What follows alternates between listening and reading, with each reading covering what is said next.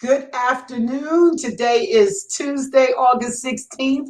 Welcome to the second show of Cozy Up and Pay Attention, the parent edition. Today, our guest is mom and businesswoman Deborah Stone. Cozy Stone is a multi-talented comedian extraordinaire who has a real lust for life. She also combines humor and motivation, where she is known as a humorvational speaker. Her youthful ways and positive light make her a beacon for those of all ages. Cozy has lived a remarkable life that has paved the way for so many. She had the longest running open mic venue of 11 years at Tommy Rockers in Vegas, called Cozy's Comedy Corner, through which she introduced many up-and-coming comedians. Before going into comedy, she was one of the first female personal trainers and one of the top fitness trainers in the world. She has trained many greats such as Billie Jean King, Roberta Flack, Andrew Young, Ed Bradley, CCH Pounder, Al Pacino, and Earl Monroe. As a former competitive bodybuilder, she also owned a bodybuilding gym for women over 40 in Los Angeles for several years. She has worked in top positions for HBO, Playboy, and Tony Robbins. She also enjoys volunteer work, dedicating time to the New York Foundling Hospital and babies with AIDS. Cozy Stone has a message that shouldn't be missed. Good afternoon, Miss Stone. How are you? I'm very well, Miss Stone. How are you?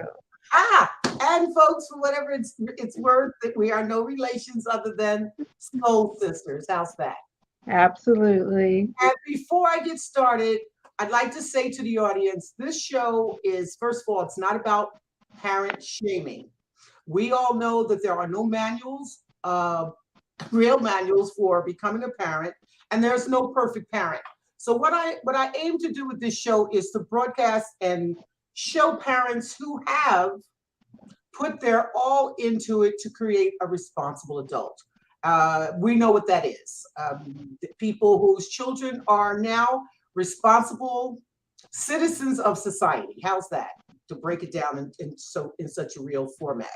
So, Deborah, today, before we get started, I want to, with each guest, find out and tell the audience where your parents came from, where you were born and raised. It gives us an idea geographically down the road and generationally how we all got the same no matter where we came from. So if you don't mind my asking, what city and state were your parents from? My parents were both from Philadelphia, Pennsylvania. All right. And do you know how old they were when they met? They were teenagers. Or They was it? lived in the same neighborhood. And where were you born? I was born in at Fort Dix, New Jersey, And what so year? 1970. All right. Well, it gives us an idea what part of the alphabet you're from, right? Yeah, The X, Y, or Z generation. Um, how old were you when you had your first child? I had my first child at 18. I was a week away from turning 19. Was it a planned or an unplanned pregnancy? She was unplanned. Okay, that's okay. How long did you know your partner before you had this unplanned pregnancy? So we met in high school. We were together about a year and a half, almost 2 years before we had our first child. Okay. And then once you found out you were pregnant, what were, and we're doing all positive here, so what were some of his qualities that you were putting that DNA into your child? You know what? He was just a very intelligent guy. He was very thoughtful and considerate of me. I really appreciated um, just being able to have great, deep conversations with him. And I'm really grateful because my girls both got that as well. Okay. And so, because I'm asking my questions without looking down, you actually answered my next question, which is what were you most attracted to? His beauty, his brains, or his brawn? Oh, definitely his brains. Yeah, you already said that. Now, once you found out you were pregnant, what struck a chord first, fear or fantasy? Fear, definitely fear. We were a biracial couple, so we knowing that we were already having issues with being accepted in society. I worried about that for my children as well. Um, I came from a broken home, and so I worried about that becoming their future as well. So those it was definitely fear for me. You keep being one step ahead of me. I'm That so sorry. no, no, I'm teasing because my next question is, uh, what I have found from talking to plenty of people, couples have children, whether they stay together or not, and they just both have different rearings, different upbringings. And Yes. you just mentioned a big deal of just being interracial. What Yeah. was maybe one or two things that was different from, and I know there's a lot, so let's just pick on one or two things that were different from your upbringings. Well, I can tell you the one thing that really shocked me about his upbringing, he had two parents in the home, but he was allowed to curse. And yeah, as long as he wasn't cursing at his parents, he was allowed to curse. And I never curse in front of adults. I even to this day I struggle to curse in front of people I don't know, or any of that. In my household, we weren't even allowed to use slang. And so we spoke very, very properly, which has served me well in my life, but it's also in my upbringing, it caused a lot of issues. Did you parent together or co-parent? We did not parent together. We divorced and I raised them alone. Okay. All right. So then you didn't have to worry too much about the difference in the upbringing. No, not really. So you said you were 19, correct? I was 18, a week away from turning 19, yes. And so what kind of, I guess the answer was, were your parents, or what kind of support system did you have in place to prepare yourself to raise your child? I definitely had family, and as I raised them, I really surrounded myself with a good group of friends and mentors, um, because it really does take a village. It's not something you can do on your own successfully. So now you find out you're pregnant, you're 18 years old, which is still a child. What Yeah. are three things that you may have immediately considered? I'm getting ready to be a parent. What are three things that you considered before that you had to give? That's a great question. That you had to give to your child. Um, Three things that I had to give to my child was I really considered the things that I wished that I'd had growing up. Um, I knew that I was going to give them the sex talk. Good. I knew I Woo, knew I was woo, going to woo. explain puberty because when puberty hit me, I had no clue what a period was, and I thought I was dying. My mom laughed at me. More out of nervousness than anything else, I think. Plus, I think I was a little dramatic at 9. Um, and then I think I really wanted to make sure that my kids felt empowered. Okay. So this wasn't a question. This came off the top of my head. What are three things you knew you did not at that time have to offer a child, an 18-year In, old? What didn't you have? in all honesty, I was terrified to become a parent because my mom was a single parent and she had two kids that were hyperactive, one that was blind, and two that were, let's just say, mischievous. And so I didn't think I'd be a good parent. I was fearful of that. And so I wasn't prepared at all. It took a lot for me to really prepare myself mentally for it, and I was terrified. I don't blame you. I So know. we all grow up in our homes, especially a certain generation, and probably today's generation as well. And there are things that we will hear in our heads until we stop breathing. Can you think of one or two of them that you can hear and it makes you smile and it rang true? Okay, so the first two things that popped in my head are birds of a feather flock together. Okay. And you have to be better because you already have two strikes against you. Wow. Yeah. Is that your color and your gender? Yep. Wow. Yep. I never thought my gender was a strike. I didn't read that book. Somebody should have I told me. know, right? Okay. But if that's what she told you, that doesn't matter. Because Right. as it turns out, you gave birth to two girls and Yeah, and I actually I feel like my gender served me so well, because it's made me such a powerful person. mhm.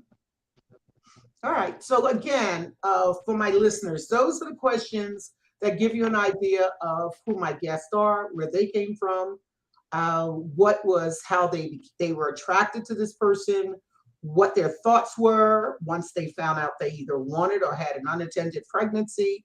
And now we're going to go forth with what you did from that point forward. So my first question is, what made you a successful parent?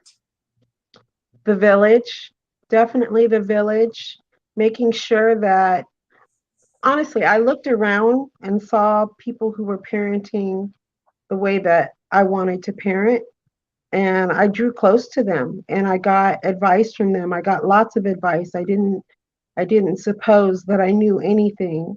I also learned to trust my instinct as a woman, and which relates back to how I feel like being a woman really served me well because I do believe that we have great instinct. We just have to learn to trust it. And so I definitely feel like those two things were the main keys, trusting my instinct and really relying on advice from the village, creating a strong village. Now, I don't know what you did with lighting there, but whatever it is, keep it there. Okay, perfect. Yeah, now I can see more. So Okay. thank you for that little production quality. The next question is, give me three, or if you have four, disciplines that you enforced. And let me just give you a few items: eating, hygiene, bed hours. Did your kids? Because I don't know, since I don't have any, when people gave their kids cells and computers, so I'm totally ignorant when it came to that. So think of some disciplines, and let me give an example. Recently, I met a little boy. I was talking to a little boy, and I was in the park, and he turned his head. You could have made a candle out of the wax in this child's ear.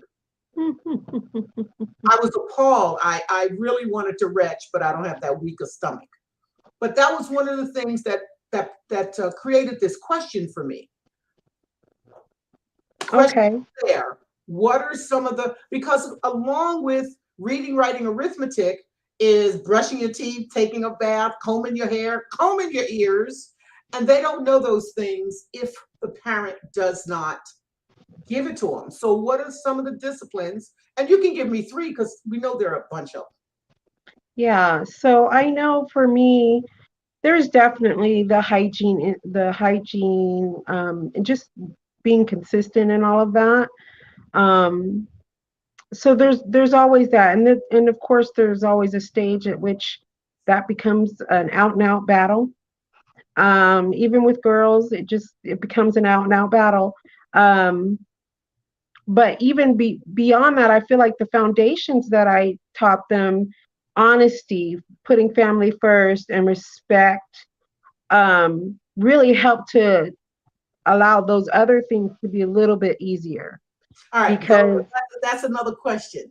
oh, sorry. So let me no. Let me bring more out of you for what I want from this particular question.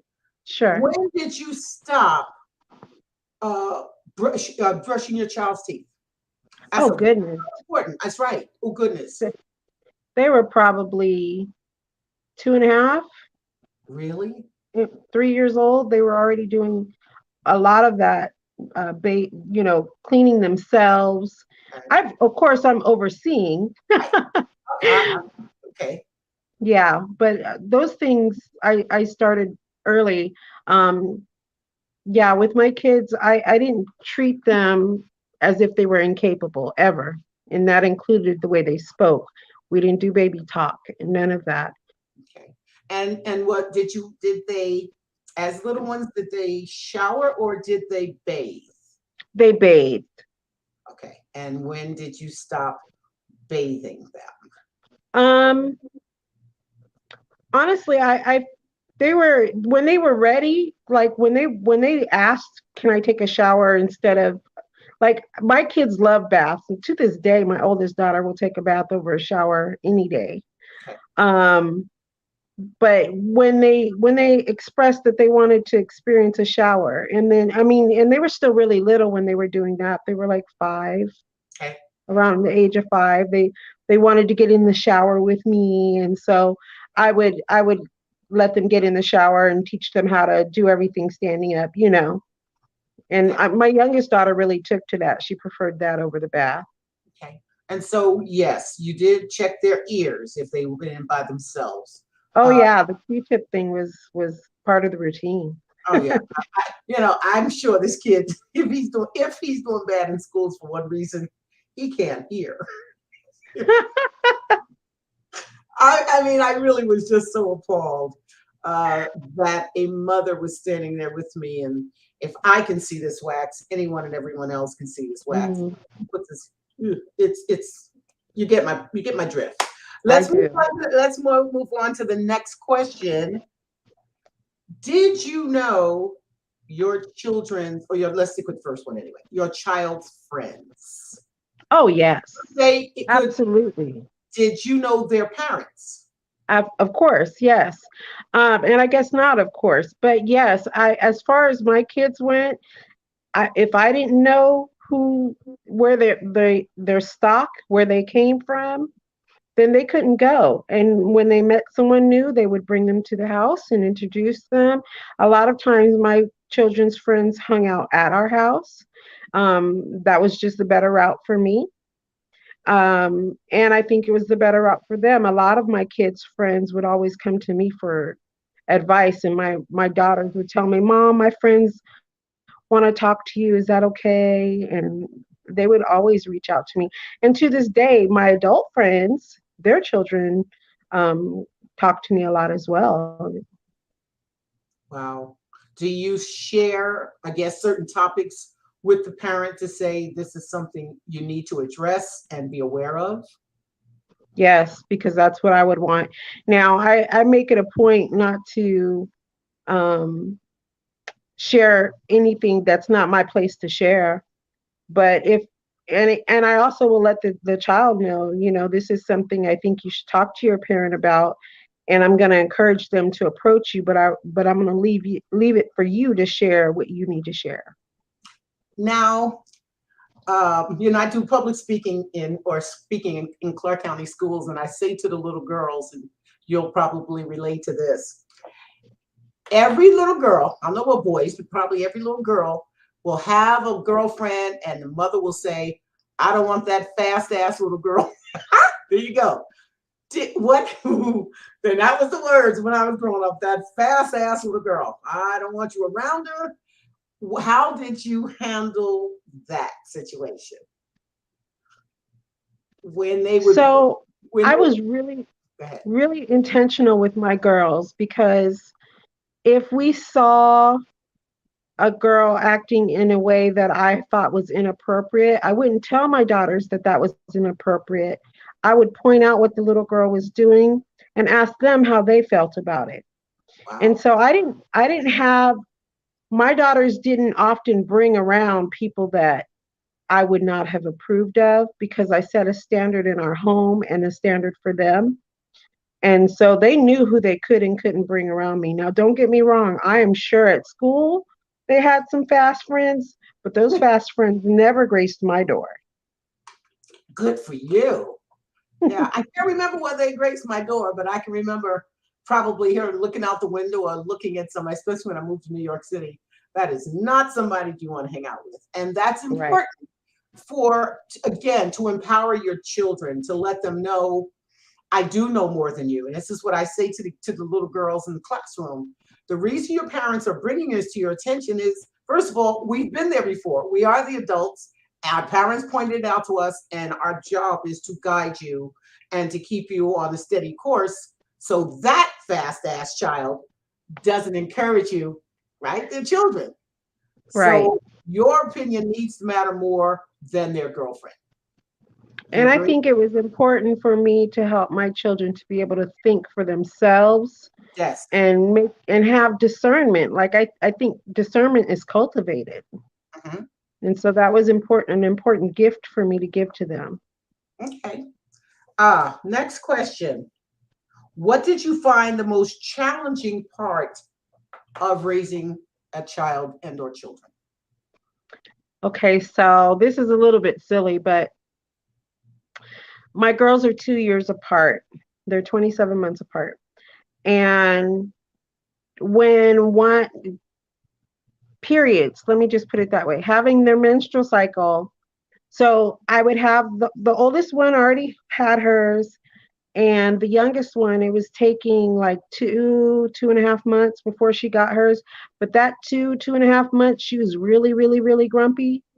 And I literally remember praying and saying, you know what, God, if you don't let it come soon, I'm sending her back. Because having three grumpy women, and everything sinks. Having three grumpy women, I just thought I can't do this much longer. But she did wind up having it, and everything worked out. And I really worked with them on their attitudes when they were struggling with like PMS and things like that. It's really hard, but I really helped them to be thoughtful and mindful about how they spoke and how they behaved, regardless of the fact that they were feeling this emotion because of their hormones. Yeah, my mom didn't read that book either. Take your evil ass to your room. Well, Yeah. yeah, and the only thing I do remember her saying, I always wanted something cold. And she would try to encourage me to drink tea. Well, it's 90 degrees out, so I want a doggone tea, right? But Yeah. that's very good. Very good. See, this is the difference in generations. And the last question, and then we have a fun question. Tell me the best three things about you as a As a parent.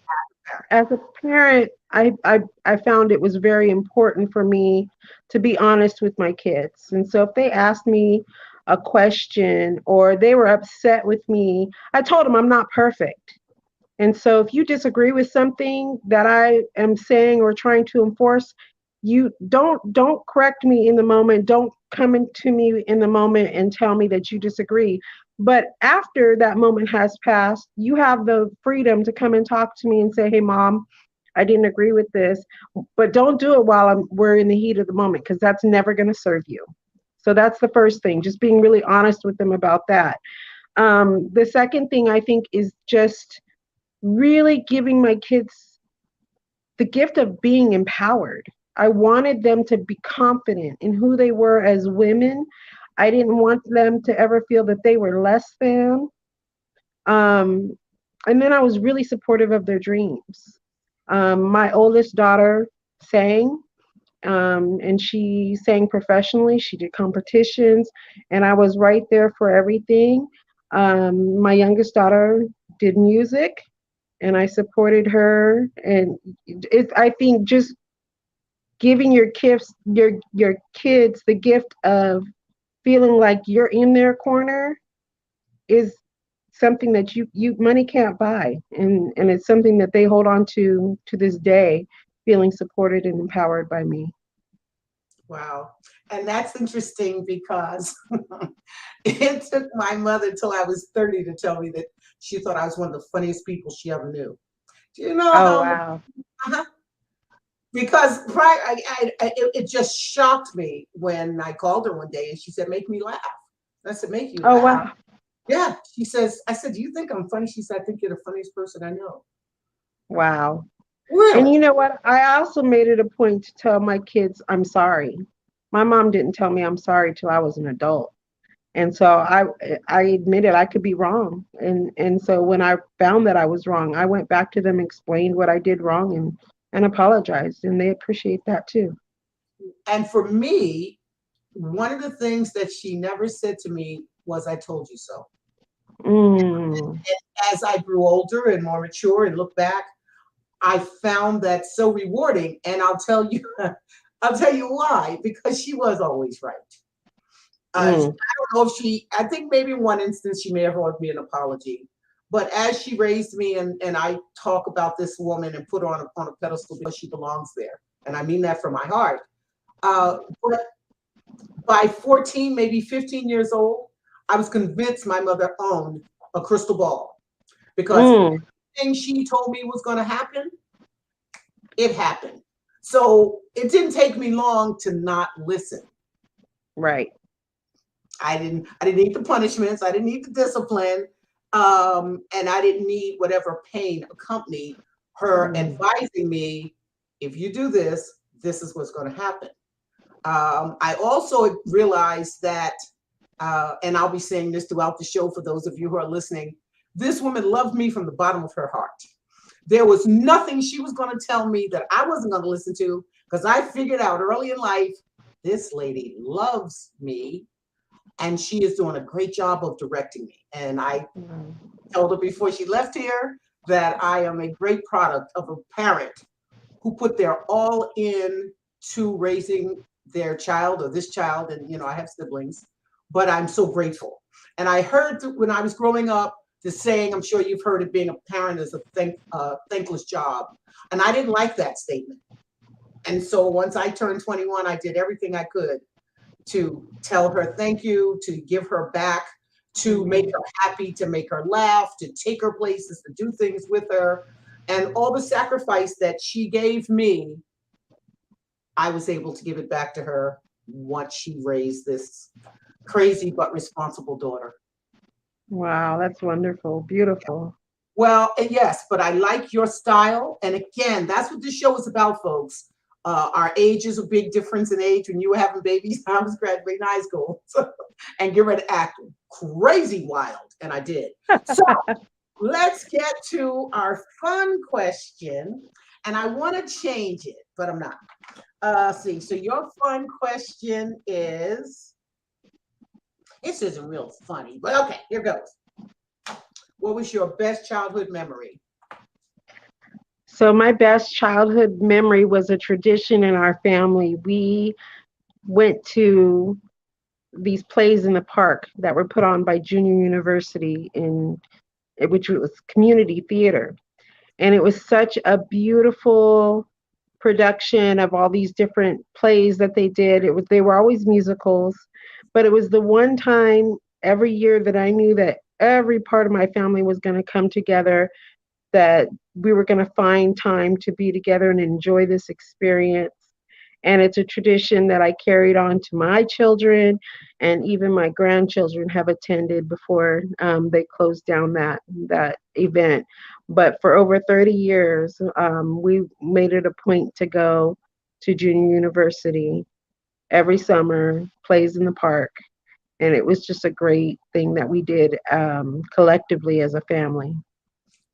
So let me add on to that. What would be your best your best parent memory? And I know you have many, but if you can, For me as a parent, or for my mom? no, as you as a parent. What you just answered was your parent, your being a child. Now I'm asking you, can you give us one of your best childhood memories as you as a parent? I think for me, we used to videotape my kids a lot. Um, and just seeing how those little girls that were so playful and so happy and so brave, I love it when I see them still in who they are today as women.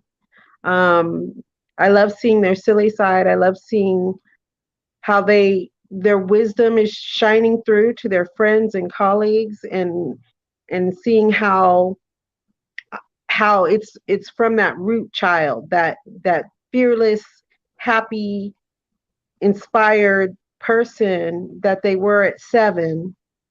And I love the fact that people can still see that part of them today as they get to know them.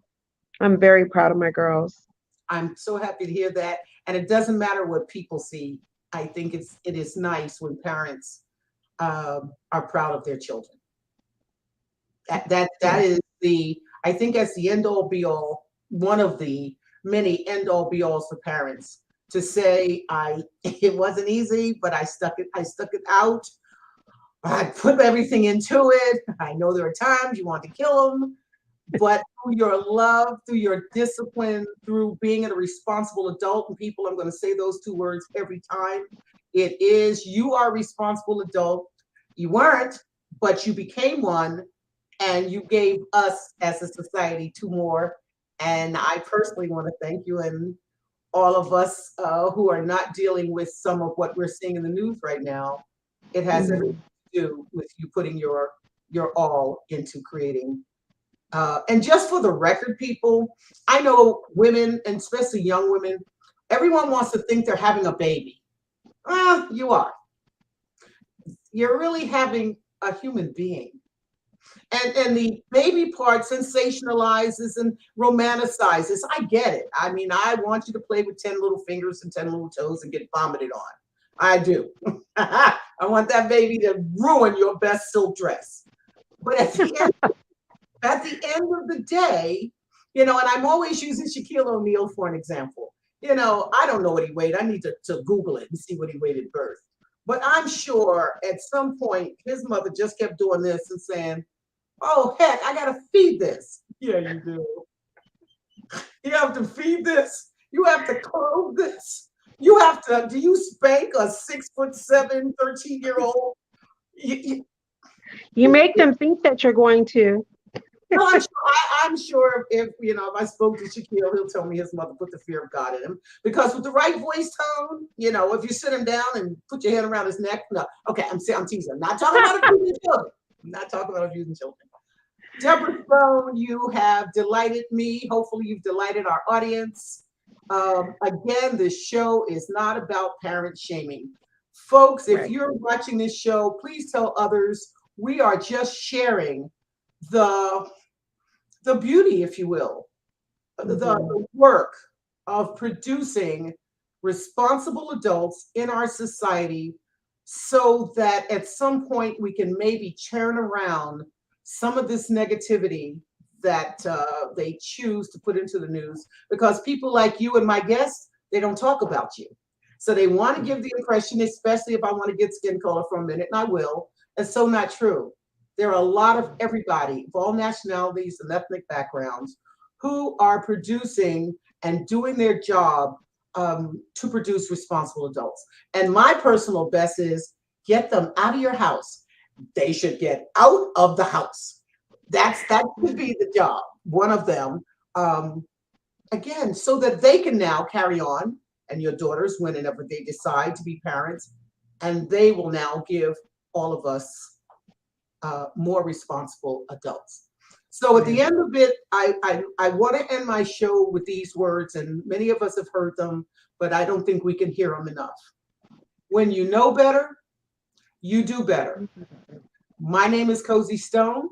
This show is called Cozy Up and Pay Attention, the Parent Edition. We will be on every Tuesday at 2 o'clock from 2 o'clock to 2:30. You can see the show at PR Radio Connection, PR Connections Radio, connectionsradio.com, either on Facebook or you can also follow us on YouTube. We appreciate your watching, we appreciate your sharing, and we appreciate you. Have a wonderful afternoon.